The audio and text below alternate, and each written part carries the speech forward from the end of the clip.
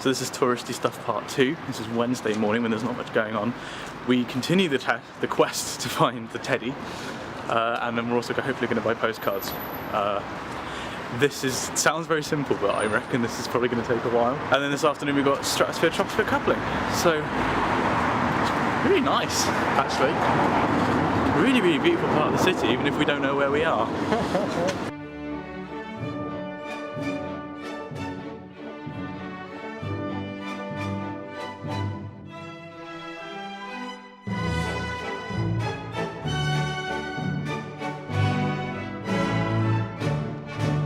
So it is the morning of Wednesday, and there's not much on today. So I'm actually sat in this disused room, not being used at the moment anyway.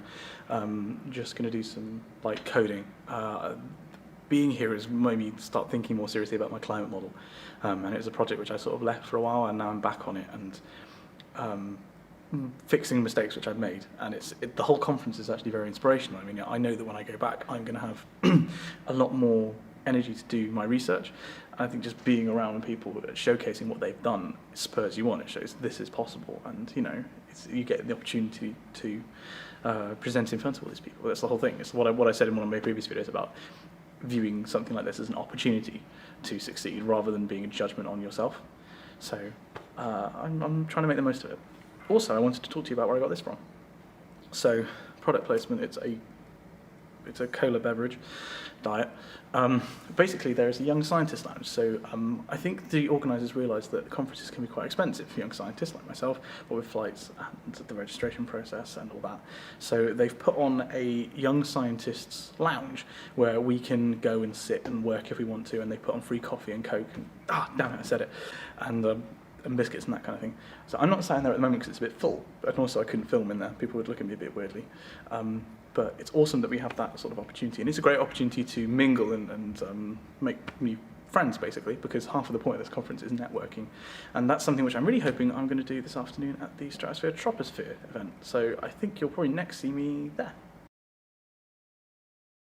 So I'm at the Rocks of the Earth exhibit right now, and these are locations on the map behind me where people have submitted rocks that are members of the conference. So we've got rocks from mostly Europe, but there are a few you can see down there. There's some from Antarctica, there's all over Asia. On that side you've got all over America. And they're all in this display cabinet in front of me. And Tom put his rock, which is Devon sandstone from the beach at Sidmouth, along with quite a few other people, we think. And that's been put in the display. And hopefully by the end of this, it's sort of a spectrum of all of the Earth's sort of rocky history, I guess. Yeah, someone's even gift wrapped there, which is quite cute. It's granite, I think. I'm not a geologist, so I have no idea what all of this is. But it's a really, really nice exhibit. It's really cool.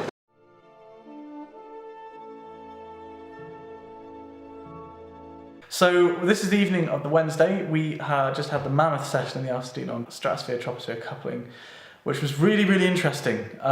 There was a lot of discussion between two of the talks in particular about how you classify certain events that happen in the stratosphere, and very vocal parties on either side. So we listened to both talks. There was discussion in the talks, and then after all the talks happened, there's also the poster session. At the talks themselves, you were making notes as well, weren't you? Yeah. You had your own little notepad.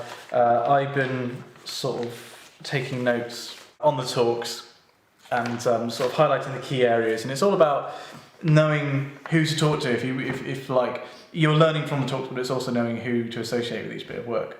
So you know, it's useful in terms of sort of plotting who does what, I guess, in the area.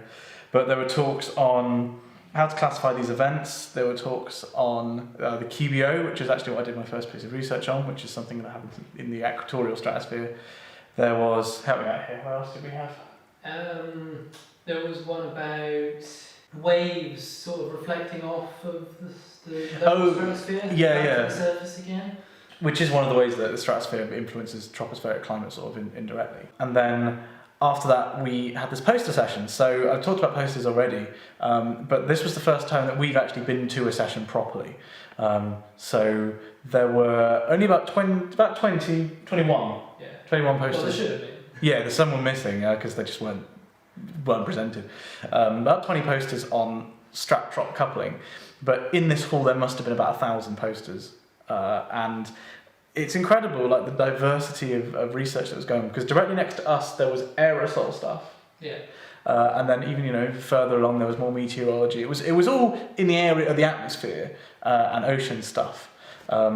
But it was such a range. It was so many people. We ended up talking to a guy whose work has used a model which we're hopefully going to use. And then we had a long chat with a postdoc from Cambridge about her work in these classification of events. But it's such a vast array of scientists all talking about science in one place. It's a little bit overwhelming. Like, neither of us are crowd people. So we eventually just went to the side and sort of did a little bit of work on our own. The other thing was I finally got my beer. Success. Finally got it. Tom was happy with just water. So unfortunately I was going to get your one, but they ran out by the end of the session. What's happening now, though, is to sort of continue that socialising thing. We're about to go off to dinner with everyone else from the stratosphere-troposphere group. They announced that they were all going off to dinner somewhere in the city. So our next adventure is to try and find it. We think we know where we're going. I think we probably won't do anything filming later tonight, but we will see you tomorrow for more stratosphere-troposphere coupling and possibly some Mars science.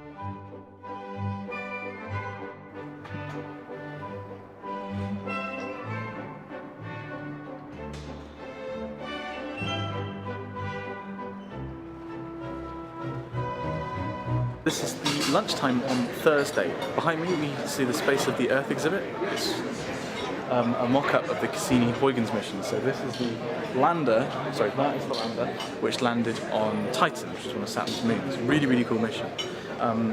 What happened this morning was there was a brief session on stratosphere-troposphere sort of chemistry coupling, just tangential to what we do, but not that much, which I left and I sort of came up here to do a little bit of programming. Before that, Sam, so the girl from Exeter, was giving a talk on ENSO and her research. So we were there to support her first thing in the morning, an absolutely packed session. All the atmospheric sessions we've been to have been absolutely ram-packed. And that's probably not going to change for the rest of the conference, because they tend to be in quite small rooms and it's quite a big field. What's going to happen now is me and Tom, whenever he arrives, we're going to go and get food, and then this afternoon we have the continuation of that session, except Tom's going to go to a keynote lecture on the atmosphere, which is sort of a more generic kind of talk, and then after that we're going to the Great Debate. So there's across the entire conference debate on whether we should geoengineer the climate, so that's whether we should fix the climate, reverse climate change, for example, by trying to cool the planet. It's a very big question, and it's a very serious question, and there's an interesting contrast between people who are making the decisions and those who are going to live long enough to actually see them being enacted. So we're going to hopefully get to that. Some interesting statistics, by the way. I found out that there are over 12,000 people at this conference. There are probably more doctors in this building than there are in any hospital in the world, which is kind of amazing. I hope I get to eat. These guys are.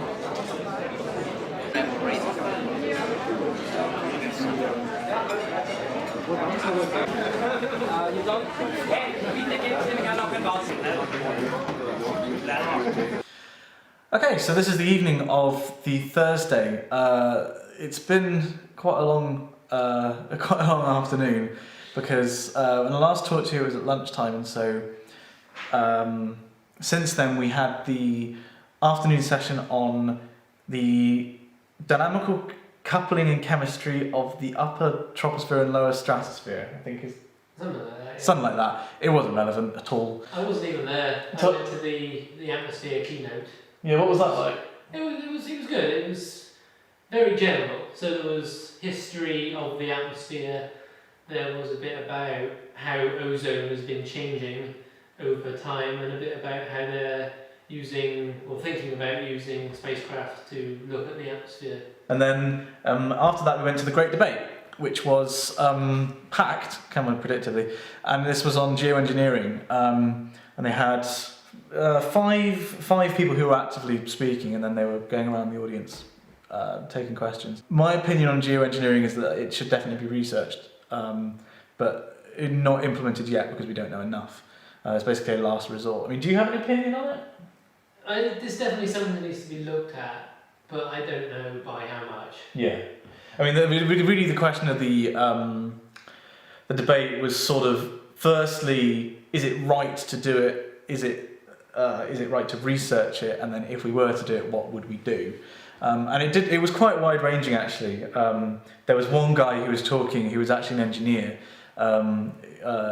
who had a very sort of positive outlook on global warming and was very pragmatic about the whole thing, really, wasn't he? He was pushing for. He was mildly irritating.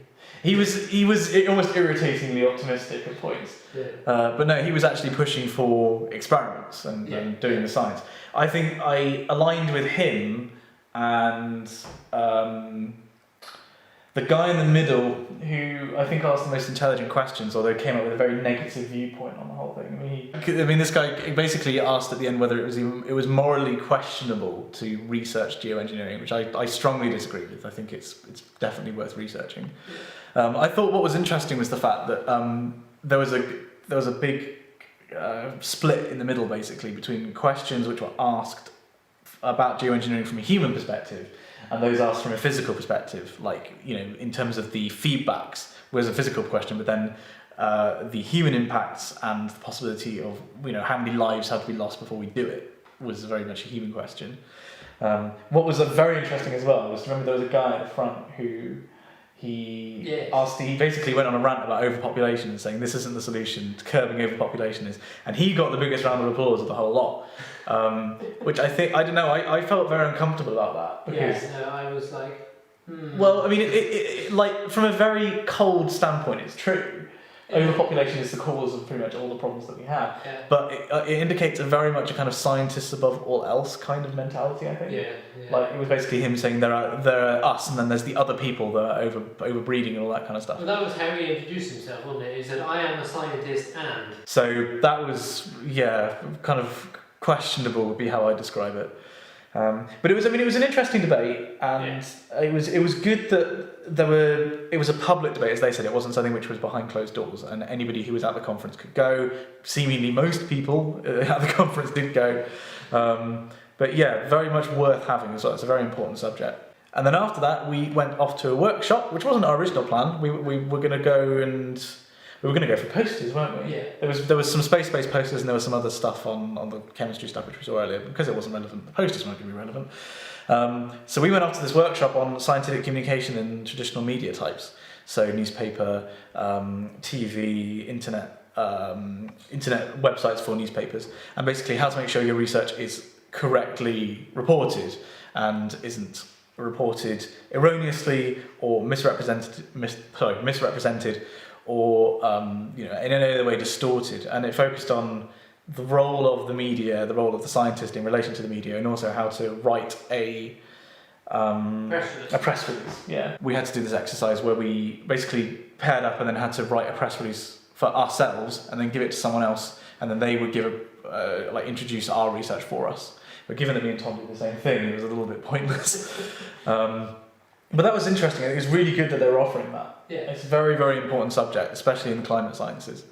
And it was, the materials which they gave us are definitely I'm going to refer to when doing it. So if anybody from the EGU is watching, thank you for doing that. And the filmmaking workshop, we both found that very useful. On the cards for tomorrow is, Tom just read out a very long list of all the things which are on, and none of them are relevant either. We're basically staying for the whole week because we wanted to take up the whole conference and sort of take it all in. My plan is to go in and sit down and do what I did today and program and do other things like emails that I can do. I'm going to try and go along to the numerical weather prediction and the non-linear dynamics of the atmosphere. So as it turns out, I didn't actually end up taking any footage on Friday because I didn't really do anything.